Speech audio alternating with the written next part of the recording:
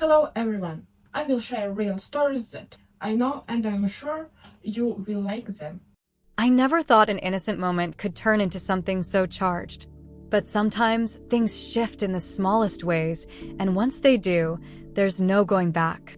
It started with ice cream. The evening was warm, the kind of late summer night where the air still held onto the heat of the day.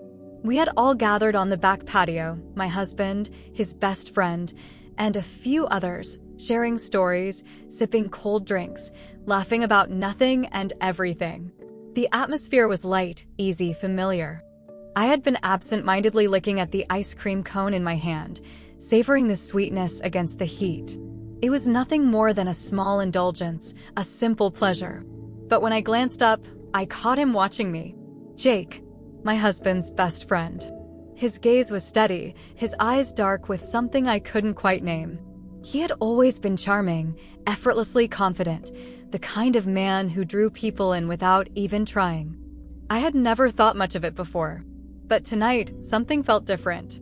It was a flicker of a moment, a beat too long, but it was enough to send a ripple through me. And then he said it.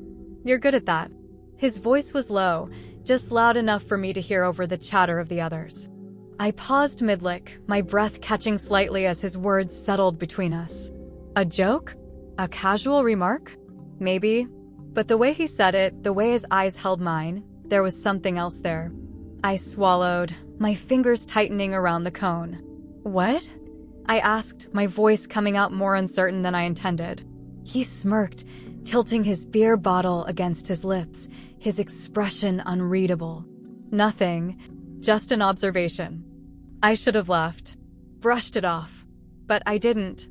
Instead, I felt warmth creep up my neck, my pulse quickening as I looked away, pretending I hadn't noticed the way my stomach fluttered. The conversation around us carried on, oblivious to the shift in the air. My husband was still laughing with the others, unaware of the quiet tension that had woven itself between me and Jake. I took another slow lick of my ice cream, trying to ignore the way my skin prickled with awareness. But I felt it, and I knew he did too. The night stretched on, the air growing heavier with an unspoken charge. I found myself hyper-aware of every shift in Jake's posture, every glance he threw my way when he thought no one was looking. The way his fingers idly played with the rim of his beer bottle, the way his tongue ran over his lower lip as if deep in thought. I told myself it was nothing, just my imagination playing tricks on me. But every time I looked up, I found his eyes already on me, like a silent challenge I wasn't sure I was ready to accept.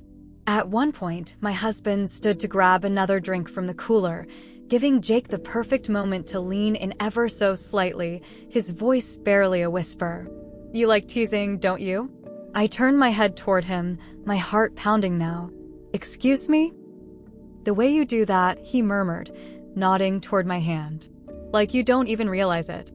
I knew I should end this. Say something dismissive, pretend I had no idea what he was talking about. But I didn't. Instead, I held his gaze for just a second longer than I should have, something shifting between us that neither of us acknowledged but both of us felt. The ice cream in my hand had begun to melt, a small drop slipping past my fingers, down my wrist.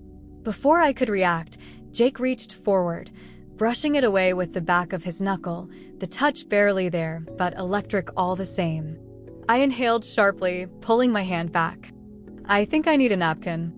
"I think you like this more than you're willing to admit," he replied, his voice casual but his meaning anything but. The sounds of laughter and conversation faded into the background, my thoughts a tangled mess. My husband returned a moment later, offering me a napkin without noticing the way my hand shook slightly when I took it. Jake sat back as if nothing had happened. As if he hadn't just changed everything with a single touch, a single look, a single sentence. And I had let him. The rest of the evening passed in a blur of small moments, each one heavier than the last. I could still feel the ghost of Jake's touch on my wrist, the slow, deliberate way he had wiped away that single drop of melted ice cream. It shouldn't have meant anything. It was nothing.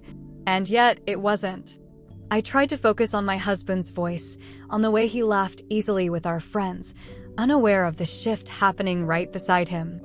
I forced myself to sip my drink, to nod along, to pretend my mind wasn't racing in 1,000 directions. But every time I glanced toward Jake, he was already looking at me. At some point, I excused myself, needing air, needing space. I stepped off the patio, making my way toward the side of the house, the warm summer night wrapping around me like a thick blanket. I exhaled slowly, gripping the railing of the porch steps, willing my pulse to slow. "You okay?" His voice came from behind me, smooth, unhurried. I didn't turn right away. I wasn't sure I wanted to. I wasn't sure what I'd see in his eyes. I needed some air, I admitted, still not facing him. There was a pause, a long moment of silence stretching between us. Then I felt him step closer, close enough that I could sense the warmth radiating off him, close enough that my skin prickled with awareness. "You're not good at hiding things," he murmured, his voice low. I finally turned, meeting his gaze. "And what exactly do you think I'm hiding?" Jake's lips curled slightly, a knowing smirk playing at the corners of his mouth. "You tell me." I swallowed hard. "Jake, this isn't dangerous?" He finished for me, arching a brow. "Maybe, but don't pretend you haven't thought about it." I should have walked away. I should have laughed, brushed it off, told him he was imagining things. But I didn't. Instead, I stood there, my breath shallow, my body betraying me in ways I wasn't ready to admit. He reached out then, slow, measured, his fingers barely grazing my arm. A simple touch, nothing more, but it set off something inside me that I couldn't ignore. His fingertips lingered just a second too long before he pulled away, leaving behind a trail of heat where his skin had met mine. "I should go back inside," I whispered, though my feet didn't move. Jake nodded, his eyes never leaving mine. "You should." Neither of us moved. The sounds of laughter and clinking glasses drifted from the patio, but out here, in this moment, it felt like we were standing in an entirely different world. Finally, I forced myself to step back. "This was nothing." Jake exhaled a quiet laugh, shaking his head. "If that's what you need to tell yourself." I turned then, walking away before I could make a mistake, before I could let myself cross a line I wouldn't be able to uncross. But even as I stepped back onto the patio, even as I sat beside my husband and smiled like nothing had happened, I knew one thing for certain. This wasn't over. And I wasn't sure I wanted it to be. The following days passed in a strange haze.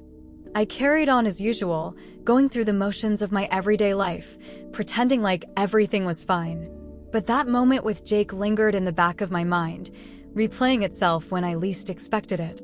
I told myself it had been nothing, that I had overthought it, that I had let my imagination twist a harmless moment into something more. But deep down, I knew the truth. I had seen the way he looked at me. I had felt the tension, the silent invitation hidden beneath his words. And worst of all, I had felt my own hesitation, the way I had wanted to stay just a little longer. Then, late one evening, my phone buzzed. A message from an unknown number. "Jake, you're still thinking about it, aren't you?" My breath caught. My fingers hovered over the screen, uncertain, my heart pounding. I knew I should delete the message, ignore it, pretend I hadn't seen it. Instead, I typed back, "Me, don't do this." The response was instant. "Jake, I think you want me to." I squeezed my eyes shut, exhaling slowly. This was dangerous. This was reckless. And yet, my hands trembled as I typed. "Me, it was just a moment." "Jake, no, it wasn't." I stared at the screen, at the words that felt heavier than they should.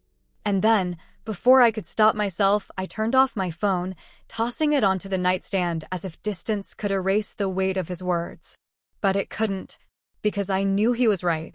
And that terrified me.